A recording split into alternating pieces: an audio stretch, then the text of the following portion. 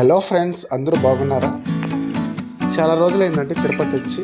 Actually నేను తిరుపతికి రావడానికి కాదు కానీ తిరుపతి నుండి పాకాలు వెళ్ళాలని తిరుపతి వచ్చాను. అక్కడ ఈనాడు ఆఫీస్లో ఒక చిన్న మీటింగ్ అండ్ ఇంటర్వ్యూ ఒకటి ఉంది. అక్కడికి ఆ పర్పస్ మీద రావాల్సి వచ్చింది.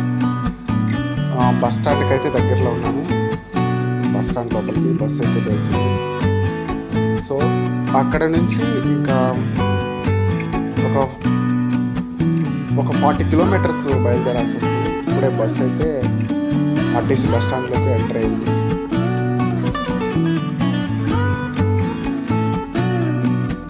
బస్ అయితే స్లోగా వెళ్తున్నట్టుంది, స్పీడ్గానే వెళ్తుంది. చిత్తూరు రూట్కి అయితే ఎంటర్ అయిపోయానండి. తిరుపతి నుండి చిత్తూరు రూట్లోకి అయితే ఎంటర్ అయిపోయాను. సో పాకాల దగ్గరికి అయితే పోతున్నాను. ఇక్కడ ఈ యొక్క మార్గం మధ్యలో ఉంటే కొండలు మాత్రం చాలా ఎత్తులో చాలా ఆకర్షణీయంగా అయితే కనిపిస్తుంది.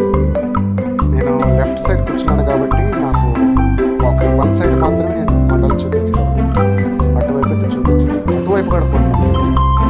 ఈ కొండనైతే లైవ్లో చూడాలండి. ఎంత పెద్ద కొండ అంటే ఇది చాలా హైట్లో ఉంటుందండి. ఇది చాలా పెద్ద హైట్లో ఉంటుంది. బస్సులో నుంచి చూస్తుంటే విజువల్ మాత్రం ఒక రేంజ్లో ఉందన్నమాట. వచ్చేసానండి. నేను చేరుకోవాల్సినటువంటి ఈనాడు ఆఫీస్కి అయితే వచ్చేసాను.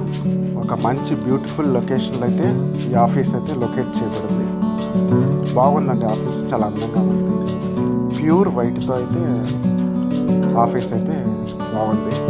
చూడండి, చుట్టూరు కొండలు, చెట్లు, చేమలు, బాగుందండి ఈ ఏరియా మంచిగా ఉంది. నేండ్రగుంట అనే ఏరియా అండి, మంచిగా ఉంది. వర్షం కూడా లైట్గా పడిందండి. ఆఫీస్ యొక్క ఆవరణంలోకి వచ్చేసానండి. వర్షం కూడా పడుతుంది, కావాలంటే గమనించగలరు. బ్యూటిఫుల్ పార్క్ అండ్ మంచి గార్డెన్తో అయితే ఈ లొకేషన్ అయితే ఉందండి. బాగుంది ఆఫీస్ అయితే. ఇప్పుడే ఎంటర్ అయ్యాను లోపలికి.